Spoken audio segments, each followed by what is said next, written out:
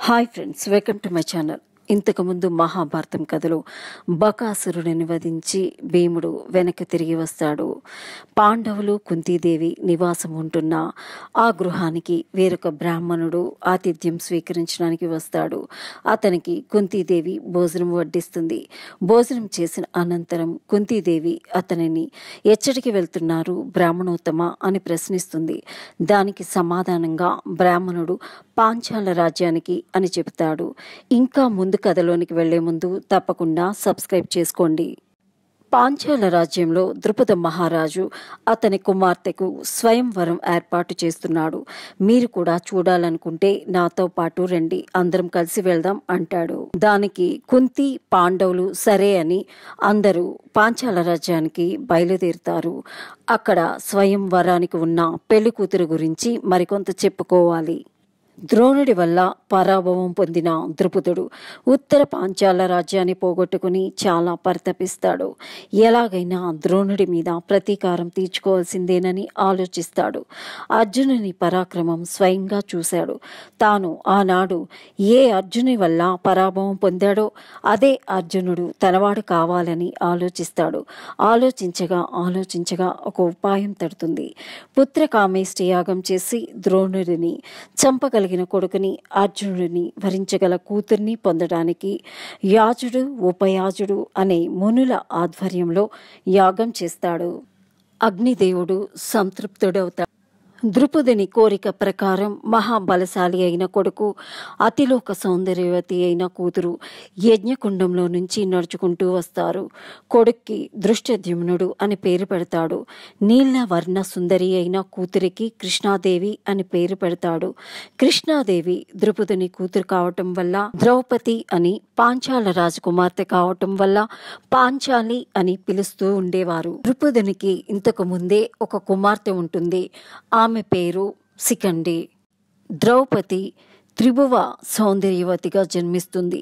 తెల్లని పెద్ద పెద్ద కళ్ళు, పొడవైన శిరోజాలు, తీర్చిదిద్దినట్లుగా ఉండే పొడవైన ముక్కు, స్త్రీలు సహితం అసూయపడి ఆరాధించే సౌందర్యం ఆమెదే. ద్రౌపది నవ యవ్వనవతిగానే ద్రుపదునికి లభిస్తుంది. ఇంతటి సౌందర్య దేవతకు వివాహం చేయటానికి ఎంతో ఆలోచిస్తూ ఉంటాడు ద్రుపదుడు. ఎందుకంటే అర్జునుడిని అల్లుడిగా పొందడం కోసమే ద్రౌపదిని పొందాడు. కానీ వారణావతంలో లక్క ఇంటిలో పాండవులందరూ మరణించారన్న వార్త తెలుసుకొని ద్రుపదుడు చాలా దుఃఖిస్తాడు. అయితే అర్జునుడు అంతటి మహావీరుడు మాత్రమే బాణంతో ఛేదించగల మత్స్యయంత్రాన్ని తయారు చేయించి ద్రౌపది స్వయంవరాన్ని నలుమూలలా చాటిస్తాడు. పాండవులు ఎక్కడో ఒకక్కడ బ్రతికి ఉంటారని ద్రుపదునికి ప్రగాఢ నమ్మకం. ద్రౌపది స్వయంవరం నిమిత్తంగానే పాంచాల నగరం వస్తారు పాండవులు. పాంచాల నగరం సర్వశోభాయమానంగా అలంకరించబడి ఉంటుంది.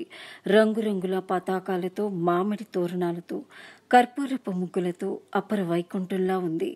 అది రోహిణీ నక్షత్రయుక్త శుక్లపక్ష పుష్యమాసం.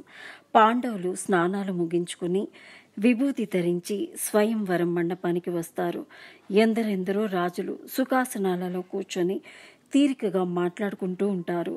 దుర్యోధనుడు, కర్ణుడు, శల్యుడు, జరాసంధుడు, శిశుపాలుడు, విరాటుడు, కృతవర్మ, కృష్ణుడు, బలరాముడు, జయరుద్రుడు, సుశర్మ, భగదత్తుడు మొదలైన రాజులున్నారు.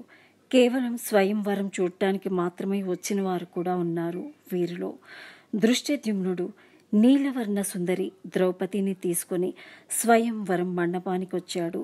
ద్రౌపదికి రాజులందరినీ పేరు పేరుగా పరిచయం చేశాడు. చేతికి వరమాలనిచ్చి రాజులందరినీ ఉద్దేశించి ఇలా అన్నాడు: మా ఆహ్వానాన్ని మన్నించి ఈ స్వయంవరానికి విచ్చేసిన సమస్త వీరులకు పాంచాల ప్రభుత్వం తరపున, పాంచాల ప్రజల అందరి తరపున అనేక శుభవందనాలు. ఇక్కడ మత్స్యయంత్రం ఉంది. మంత్ర ప్రభావం వల్ల పై భాగాన ఒక చేప తిరుగుతూ ఉంటుంది, చూశారా? ఆ చేపను క్రింద ఉన్న నీటిలో చూస్తూ శివశక్తి ప్రభావితమైన ధనుసును ఎక్కుపెట్టి 5 బాణాలతో దానిని కొట్టాలి.